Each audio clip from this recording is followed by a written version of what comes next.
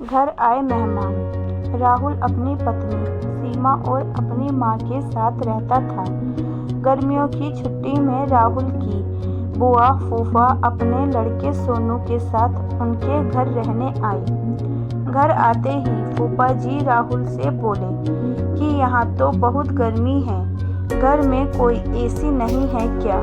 राहुल की माँ ने बोला, भाई साहब, अभी कुछ दिन पहले ही राहुल ने अपने कमरे में एसी लगवाया है।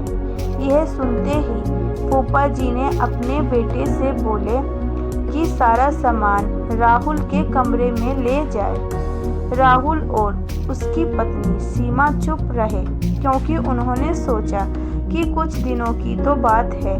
इस तरह बुआ फूफा जी को राहुल के घर रहते 1 महीना हो गया।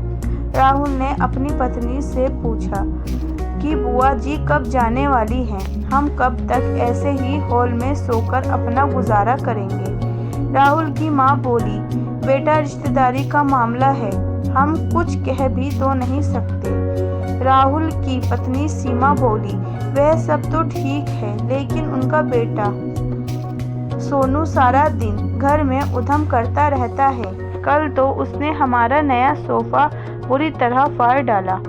राहुल इस बात पर बहुत गुस्सा हुआ कि नया सोफा फाड़ दिया। वह अपनी पत्नी से बोला, तुम सोनू को ऐसा करने से रोकती क्यों नहीं? सीमा बोली, जब से बुआ फूफा जी आए हैं, कुछ ना कुछ खाने की डिमांड करते हैं, जिससे मेरा और माँ जी का सारा दिन तो रसोई में ही बीत जाता है। राहुल ने कहा कि मैं अभी जाकर फूफा जी से पूछता हूँ कि वह आखिर कब जाएंगे। राहुल ने बातों बातों में फूफा जी से कहा कि 1 महीना हो गया है, आपके जॉब की छुट्टियां तो खत्म हो गई होंगी ना? फूफा जी बोले, राहुल, मैंने जॉब तो कब की छोड़ दी। अब तो मैं बिजनेस करता हूँ और अब मैं इस शहर में भी कुछ बिजनेस खोलने की सोच रहा हूँ। पहले इस शहर को अच्छे से समझ लूँ, जिसमें 2 से 3 महीने तो लग ही जाएंगे। यह सुनकर राहुल समझ गया कि फूफा जी अभी जाने वाले नहीं हैं। उसने यह बात अपनी पत्नी और माँ को बताई। सीमा बोली, जब घी सीधी उंगली से नहीं निकलता तो उंगली टेढ़ी करनी पड़ती है। इनके साथ भी कुछ ऐसा ही करना होगा। आप यह काम अब मुझ पर छोड़ दीजिए। उसी रात बुआ और फूफा जी छत पर थे, तभी उनका लड़का सोनू चिल्लाता हुआ उनके पास गया और बोला कि मैंने अभी एक चुड़ैल को देखा है। तभी एक चुड़ैल वहां आ गई और बुआ और फूफा जी को बोली कि तुम में से कौन पहले मेरा भोजन बनना चाहेगा। चुड़ैल को देखकर वह बहुत डर गए और उस घर से भाग गए।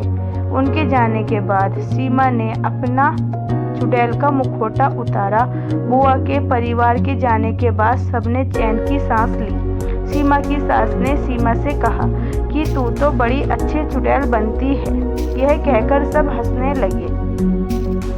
सीख: इस कहानी से हमें यह सीख मिलती है कि हमें किसी भी रिश्ते का गलत फायदा नहीं उठाना चाहिए। जिस तरह बुआ के परिवार ने अपनी रिश्तेदारी का गलत फायदा उठाया और दूसरों को परेशान किया,